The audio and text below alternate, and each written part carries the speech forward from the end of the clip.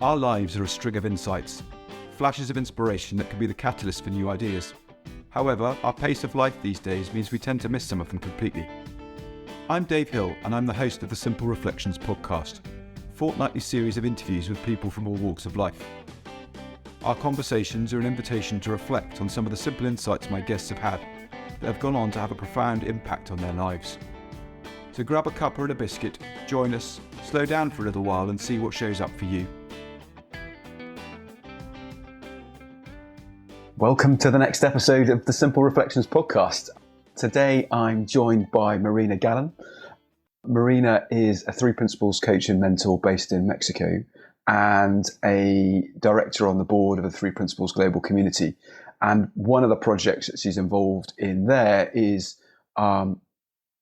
basically taking the 3 Principles into the Spanish-speaking world, trying to make it more accessible to people outside of the English-speaking world, which is a wonderful thing. And it's not just the Spanish world that's happening in, but it just happens to be the language that she speaks. So it makes perfect sense that that's where she's playing. Marina, thank you so much for coming to join me today. Is there anything that I've missed in there so far? Well, there are a lot of things that you missed. Cool. Please put me right.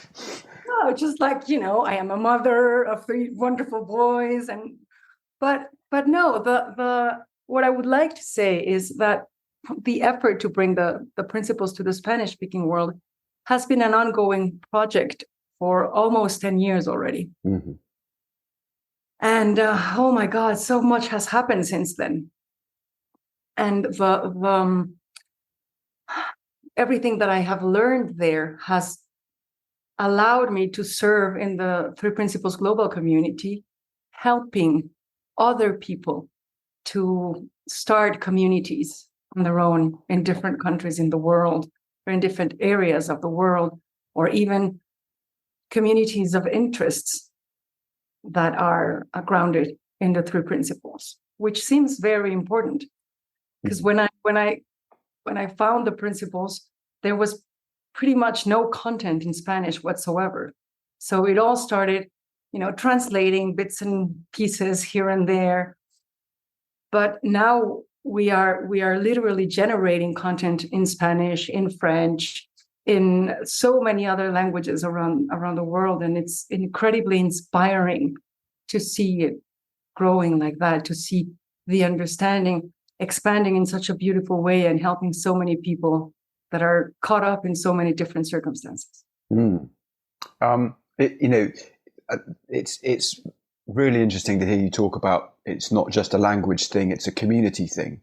That's something that I see quite a bit with the veteran world that I work in, is there is a disconnect, but despite the fact there is a huge amount of support and will and agencies that are set up to help, the first thing that falls down is a disconnect between the language that people use and the certain things that the veterans are looking for in the people that they're speaking to. It's like, well, you're not going to get me. So as soon as they're thinking that, that's it. The game's over almost. And actually trying to meet people where they are, whether that's in their own language and trying to make things as easy for them as possible, or understanding their viewpoint and trying to work out how to explain things from there, we get a real opportunity to sort of shorten that connection time, if that makes sense. So to build rapport and really, start making a difference for people. And it's lovely to sort of sit on the outside of that. I'm very lucky. I'm an English speaker in a organization or in an understanding that was born in that language. So there is a lot of stuff for people like me. It's been really cool to see how that is changing and changing rapidly. I just wish I could speak another language to be able to help. There you go. There are a couple of interesting things in what you mentioned. The first one is when it is about a new language, something really interesting happens with this understanding. Because it is not a body of knowledge but it is realization and individualization. When you have no content in your language, you literally have to come up with a language to talk about it. And for the longest time, it was such a challenge to find the words because, for example, the word insight does not exist in Spanish. So how do you talk about the capacity of human beings to have insights without having a word for it, right? So for the longest time, it felt like I was in an inner fishing trip for words. But it's been so beautiful because as other people began to participate, we were creating the common language around. And I am sure this happens to you, just like it happens to any other mentor or teacher of the principles, that with every single person that you share it with, you develop a common language. Talk about it, a unique common language with each person. And that is what happens on a community level as well, which makes it really beautiful and really interesting.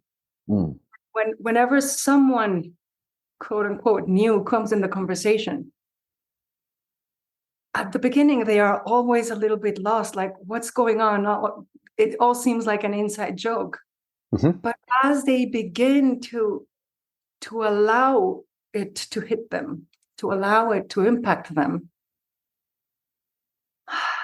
the sense of community is almost immediate because of that common language that's unique to the community. Does that make sense? Yeah, it does. It does. And I completely get the every interaction has got its own little nuances of language, and that's what for me helps make it stand out in a sense because it couldn't be more bespoke if you tried. If you were to think of it in that sort of sense, the principles are just basically the cloth that it's cut from, and they're nothing more than that. And they don't profess to be anything more than that. So it really is a tailor-made thing, moment to moment. And whatever we've created today might be different tomorrow, and that's fun. And exactly. And it relates to the other thing that I was going to say, which seems to be a totally different subject, but it actually isn't. The fact that we need to meet people where they are. Because it is not a body of knowledge, and you have to discover a new way to talk about it with them, a way that makes sense to them, a way that allows their own story, their own personal story to unfold into this new understanding. And it is not only I was going to say the best way to communicate, but it is only the way to communicate. It is also such a deep act of respect for the other.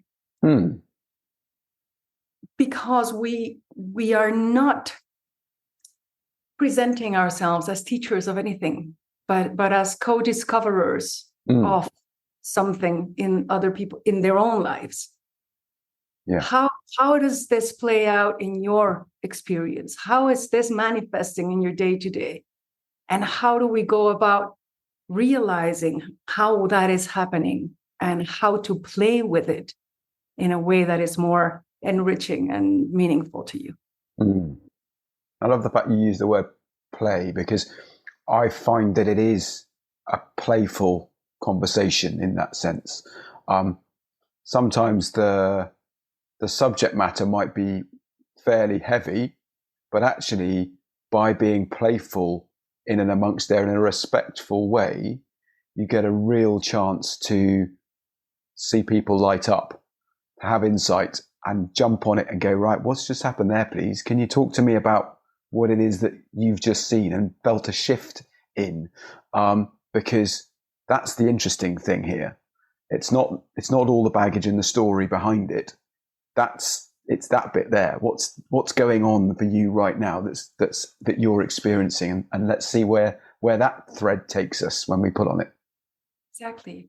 So it's not as if we are inviting people to explore a certain territory. It is that we have become good at exploring territories, and they are inviting us into their territory to explore it. Mm-hmm. Yeah. We are the guests. We just happen to know how to explore. Happy days. Yes. It's such an honor to be invited into someone's territory, to play with them and help them understand it. Yeah. Yeah. Now, I know, outside of the, that particular project, the sort of the Spanish-speaking project, I know you're doing, you work in a number of different spheres. You're working with organizations, you're working with individuals, you work with other three principles trainers and deliver training to people wanting to work in this world. But I know you've also spent quite a bit of time working with, I forget her name, unfortunately, but with the support to Ukraine and the forces that are working over there, the families that are there, and how that's, again, another community with a particular language that wasn't particularly well served by the Three Principles community, but there's been a lot of effort put in that direction. I wonder if you would mind explaining where that is at the moment, how that's going, because I think that's a really important thing that we're doing as a community.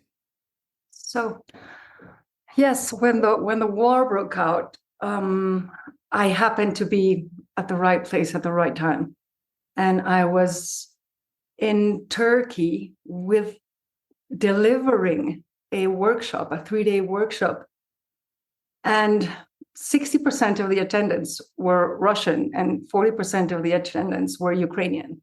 So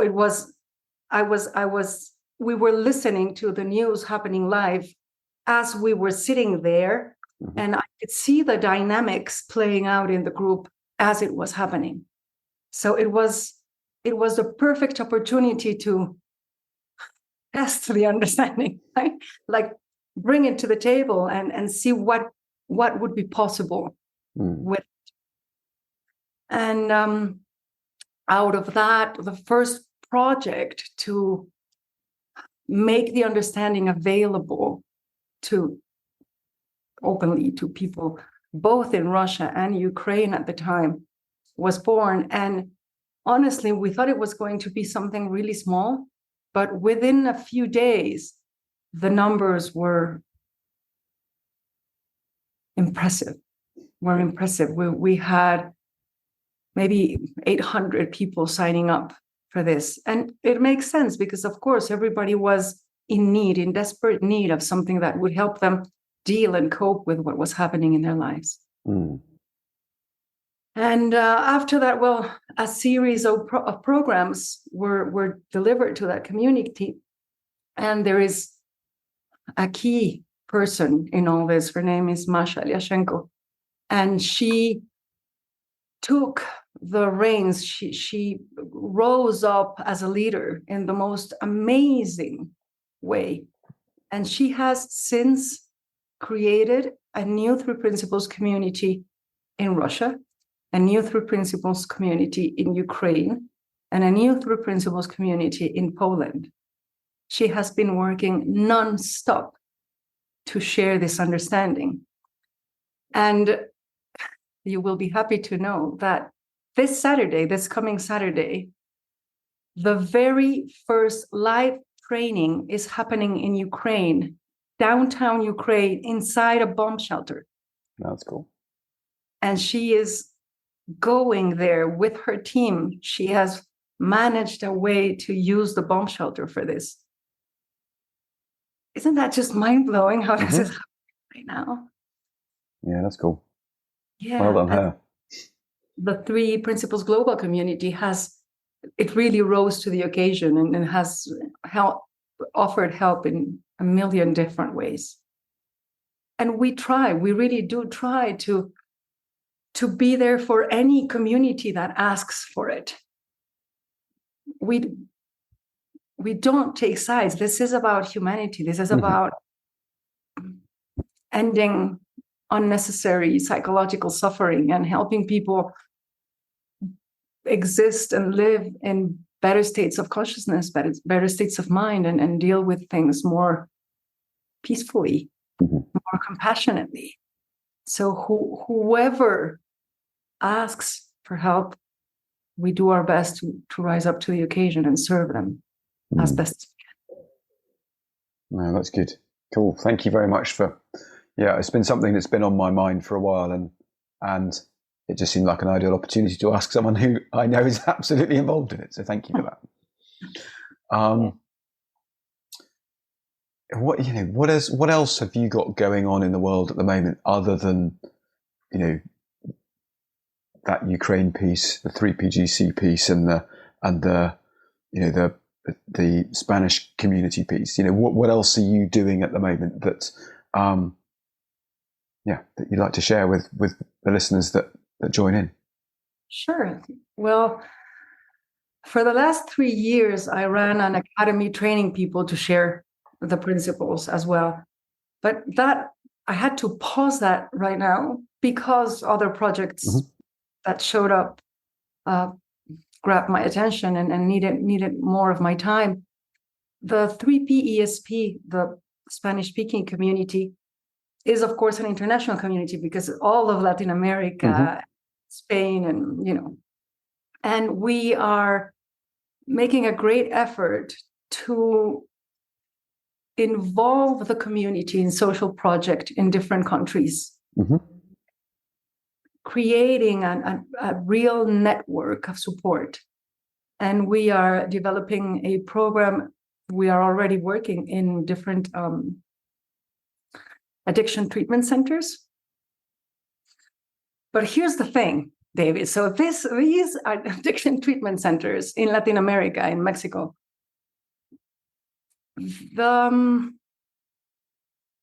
There are so many areas in which people cannot afford an official addiction treatment center, right? Yep. So all over our countries, these places have started to develop in the last 30 years, in which next to the AA centers or things like that, just naturally something happens that the community begins to come together and they start doing their best to treat the people that are afflicted with addiction. And they, of course, they go about it. They're just improvising. They are doing the best they can. And in that, because they don't have access to professionals, sometimes they get really lost. And so we are doing our best to help precisely those centers, the people that don't have access to professional help. And we are joining our efforts to bring the understanding to those places. And there are thousands and thousands and thousands of them. So hopefully we will be able to, create a momentum and bring more people in and find ways in which to help at a larger scale. And that is one of the programs we're involved in. We are also involved in a few programs with public schools, also unofficially, like just on the side. And right now, me and a group of people, we are in conversation with state authorities to see if we can help in the prisons as well. Oh, fantastic. Yes, here in Querétaro. So we already had a couple of interactions with the women's prison, and it's been fantastic. It's been amazing, such an incredible experience. We are very inspired to continue that line and see what happens. Well, there's real precedence for working in prisons. There's a lot of people that have done that in other parts of the world and seen real benefits from it. So I am not surprised that's sort of hopefully an open door that just you're able to do a whole load of really good things, which will bizarrely have a really positive knock-on effect for the addiction area as well. Because there's a whole interconnection piece there. There's a whole interconnection piece there because you never really know where the ripples are going to go. Mm-hmm. Right? Like Sid Banks used to say, never underestimate the power of a seed. Yeah. You just throw the seeds. You have no idea what's going to happen with that. Yeah. No, it's something I'm seeing more and more. Yeah, I knew that was the direction of travel in terms of why I got interested in this in the first place, because I know that one of the strongest things about one of the strongest and the biggest weaknesses, I suppose, for the veteran world is selfless commitment, looking out for other people. So they'll use that as a reason not to come forward and put their hand up. But when they do, or someone goes, I'm worried about so-and-so, you go and see them, they will have half a dozen others that they're worried about, that they want to talk about more than themselves. But those that are finding their feet and going, right, cool, I'm good to go, have an energy and a life force in them that, that they have now really got trust and faith in themselves to go out in the world. And they go, right, so I can't really repay you. So it's not about repaying me. Go and do you in the world, and that will have a positive effect for all kinds of people around you without you realizing. Just go and be you. And it's really cool to sort of see people go off in the world and see where, what they managed to create. So that, it's fascinating to see. That's one of the most inspiring things about the Three Principles community worldwide. The fact that we are also ready, so ripe to just take this because of what it will do in the world, not because of what it will bring back to us personal. And yes, you were saying that so many others are doing this work in prisons, and within the community, everybody is helping one another. So all these people doing work in prisons in other countries, I have been in touch with them, and they have been helping me, and they have been making all their resources available to me. And so I love the fact that we are all trying to help, have that help go out in ripples, but we do not lose sight of the fact that we need to feed our own community as well. And so it's an inward thing and an outside thing at the same time. You see? Yeah. There's. I was having a chat with a guy earlier on who was basically reaching out for sort of help, practical help, rather than anything else. He said, a year and a half ago, I wouldn't have been able to do what we're doing at the moment because I saw you as competition. And I now don't see you as competition. And I think that's one of the wonderful things about this world is there isn't a feeling of competition here, because we're all doing the best we can, knowing that there are people around us that we can ask questions of, and if they can help us, they will, and if they can't, they'll probably point us in the direction of somebody else to go and say they might be able to help you with that. And it is that sort of collegiate. Okay, yeah, don't know. Actually, let's scratch our heads and come up with something together. And haven't thought of that. Those opportunities to just let's see what we can spin up and create around that. Or I know someone that's doing that, so actually let's link you up so you're not having to break new ground for yourself. There's probably something there already that you could, learn from and help propel. So, it's great from that point of view. Such beautiful support. I have a friend that worked for many, many years as a clown and founded the Doctors of Laughter, they call them here in Mexico. Cool. He continued the work of Patch Adams here in Mexico. And he says that bringing peace, love, understanding, lightness into the world is the most selfish thing you can do. because you're bettering the world so that you can live in a better place. But it's such a beautiful way to see it. Like, yes, if you do good, you're just bettering the world that you live in. Mm-hmm. I mean, who don't want to live in a better world? Mm-hmm. Right? Yeah, completely. And equally, that sort of slightly selfish bit is also true of all the work we do with whoever we're working with, because in that there's growth for us. Yes. And it's sort of like, okay, this just doesn't feel quite right. You're paying me to be here to do this, and I'm learning too. But actually, we probably wouldn't be learning together if we weren't here. So actually, it does work. But there's a real sense of freedom in terms of turning up to a conversation, knowing what you know, and knowing you'll know more at the end of it, rather than, crikey, what don't I know that I need to try and work out before I start this conversation? It's like, no, turn up, listen, see what's there, and from there you'll know what to create. There is a beautiful concept in the Sufi tradition called sohbet.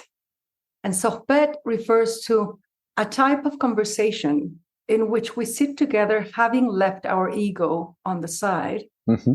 and out of which we will both come out transformed. Lovely. Isn't it? Yeah. Yeah. But this thing that we're referring to about sharing the beauty and the peace, there is something really miraculous that happens with the principles. And I love having the opportunity to be a witness to that moment. Whenever people suddenly get it, when they get the pop and they say like, oh my God, they have this insight into truth, almost immediately, 100% of the time, almost immediately, the next thing is, I need to share this with others. Mm-hmm. Do you see? Mm-hmm. And to me, that is miraculous, but it's because it is something amazingly wonderful, enriching, transforming that you have found. But the next thing is, how do I share it? Not how do I keep it for myself? How do I use it to feed my world? How do I? No, it is immediate, and it happens 100% of the time. So I just love that. I love that. The fact that the moment in which we see truth, the consequence of that is wanting to share it. And that says something about the quality of truth that we are getting an insight about. See? Yeah. No, it's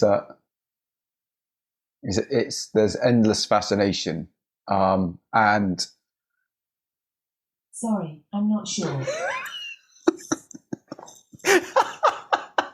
Let me just turn that off.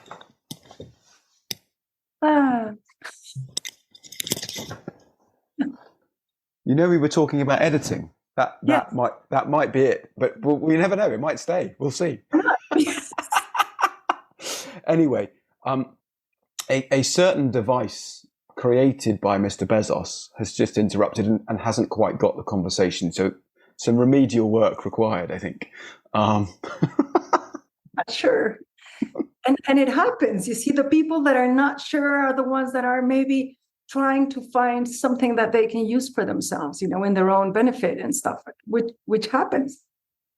And even those, the moment they see it, something changes in them, something shifts in them, and they immediately want to share it with others. Yeah. It's wonderful to witness. It's always a pleasure. And you never quite know when, which is the other bit. But there is a sort of inevitability to it. There is. Yeah. I was having a conversation a couple of days ago with a group, and we were talking about how the Baha'is believe that the coming together of humanity in love and understanding is not only desirable, it is inevitable. And I had a conversation with a Baha'i master about it once. And what he was trying to point to was the fact that given guidance, given that there is guidance, given that there is the possibility or the inevitability of insight, it is inevitable for us to expand in consciousness, not only as individuals, but as a group, as a society, as a species. And so, yes, there is an inevitability to it. So what? Because there is guidance, there is wisdom. What is wisdom up to? Well, right? Trying to connect the dots. Right, exactly. So it's not what I love about it is that it is not a direction. So it is not, oh, we are here and we are going to get there. We never left. It's just a deepening in the understanding of what is already here, of what is already true, of what has always been here and true. Which is why it feels reassuring. Exactly. Because it's reassuring. It's coming full circle. You know, that just looking at the way words are constructed, you know, remind. We're going there again. It's nuts, but we pay no attention to it because it's just fleeting thought, word attached, direction of going, but we don't sort of really give ourselves an opportunity to slow down and get a real glimpse of what it is that's going on. And when we do, it's like, oh wow. You know, how was that true? You know, there's a guy I've been working with for the last year or so who phoned me up the other day and go, I'm really proud of where I've got to. I've just realized I'm creating this at the moment. And it was there was a sort of physical element to the creation in terms of I've actually managed to stay static for 6 months. Hold down a job, albeit a volunteering one, and be enjoying it, and be learning from some of the friction of interacting with other people, which he's struggled with in the past. And he's caught himself and going, oh, I've overstepped the mark there, and either apologized or taken himself away so he doesn't make a mess, which is what he would normally have done. Or normally he would have gone, right, I'm going to make a proper mess, and then run away completely. And he's gone, I've just realized I've been the one holding this all together for the last 6 months. All you did was help get it started. That's it. Yeah, that's all I have done. And sort of checked in and said, hi, how you doing? But the coolest thing was the fact that he used the word realized, because he absolutely got it that it was him. Now, he can't talk about the principles because we haven't spoken about them in those senses, but he absolutely understands it. Because he now sees where he is and that he's the master of his own destiny. Yeah. When we realize that we create both with what we do and what we don't do, that changes the equation completely. Because suddenly you see the depth of power. Like if I don't do anything, I am still creating. And at any moment, I can change what I am creating. At any single moment. I was talking to a client a few weeks ago, and he was all excited about everything that he was creating in his work and etc. with his clients. And suddenly the conversation shifted more towards his personal life. And I asked him, so what are you creating with your wife? And he stopped for a moment. He's like, what do you mean? Like, well, what kind of relationship are you creating? And he was blank for a second, and he genuinely very honestly said, I had no idea I could create that. Hold on a second, right? Mm-hmm. And so he saw that in his innocence, he was not actively creating a relationship with his partner, but by not doing anything, he was creating a pretty bland relationship. Mm-hmm. And he saw it in that moment. And for the next 2 weeks, every single day, he was messaging me saying, this has changed, and this has changed, and this occurred to me, and that occurred to me. And his whole life is transforming around it. Mm. Yeah. Right. It's the ripples of, oh wow, this is everywhere. I came to this conversation with you about this particular thing, but actually I'm seeing it there and there and there, and keep going. You'll keep finding it. Just be curious and see what comes from that. And like you say, it is not, oh, okay, so I will start creating now. No, it's this is what I've been doing. Yeah. It's been something I've been doing since since there was a pop 47 years ago. Absolutely. And it takes us very often to that, oh man, I wish I had known this sooner, 47 years of my life wasted. But no, because it took those 47 years to get here, that's how long it took. Yep. Yeah. I'm going to have to go and re-find this book, but this is the third time in 2 days that I've gone, this reminds me of a book, which I've completely forgotten the title of. It isn't principles related. It was written by two people. And the reason this particular story stuck in my mind was they would take it in turns drafting different chapters, and they got to a point where they were sort of 95% happy with one of them. One of them said, I'm just going to take it away for the weekend to just have a quick, something that doesn't feel quite right. Came back on Monday, brand new chapter. And the other guy was going, what have you done? We were sort of happy with that. He goes, yeah, but this one's better, isn't it? Yeah. But what about all the time and effort we put into the other chapter? He says, no. We wouldn't have this one if we hadn't had that one. And he just went, there are no sunk costs. This is, everything we've done is perfect. This is just the next iteration of that. Exactly. And it's a lovely way to look at it, because we could quite easily look back and go, I wish I hadn't done that, and I wish I hadn't done that, and I wish. Actually, doesn't matter. It's all gone. We've got a solid baseline now. Let's see what we can do from here. There's a teacher that asks, how long does it take the apple to fall from the tree? I've not heard this one. Well, I don't know, since the beginning of the universe, probably, right?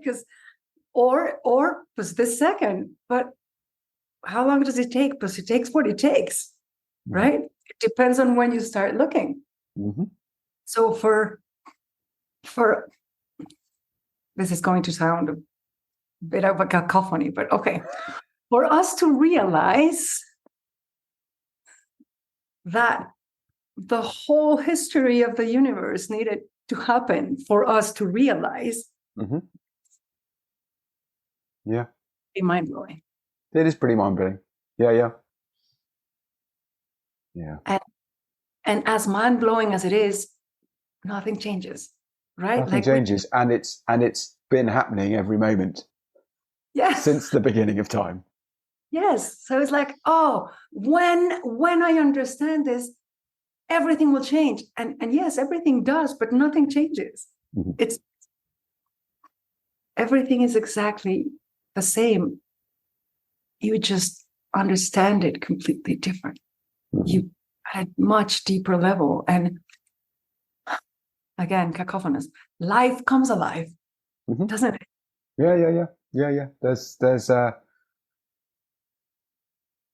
a certain change in energy, not in a sort of busy kind of way, but in a sort of freeing and light kind of way. Yes. And it's always, I don't know if this happens to you, David, but it's always something that it is so grand, but once you put it into words, it's so so bland. Like I remember an experience I had a few years ago, and I was walking in the fields and I was looking at the trees, and no matter how much I try to embellish it by putting words to it, I cannot get to it. So what I saw that day, I was looking at everything around me, and I saw that it was now. And then I looked up at the sky, and my view kind of went all the way up to the universe, to the end of the universe. And I realized, oh, I am now. Mm-hmm. Look. But at that, I spent 3 days crying after seeing I am now. And I say now, and blah. It's like trying to describe color and a beautiful sunset.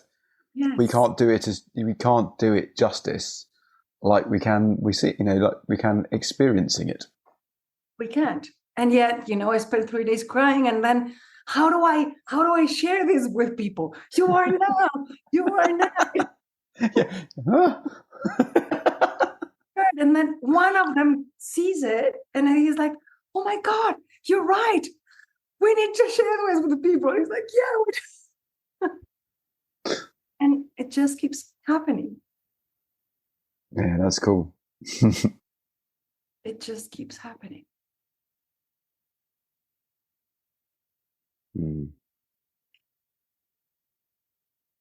Marina, thank you so much. This has been a lot of fun.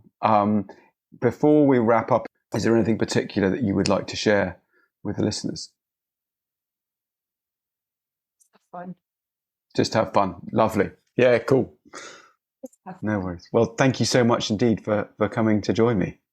It's been an absolute pleasure. Really, I've enjoyed it very, very much. Thank you. Pleasure. Thank you for joining us today. If you've enjoyed the conversation, feel free to subscribe and join me and my new guest next time. If you're interested in the work I'm doing, or you think I can be of service to you or your organisation, please email dave@simplicityofmind.co.uk. Remember, see if you can find time to slow down and reflect. Those simple ideas might be worth listening to. Take care, and I hope you can join me in a couple of weeks.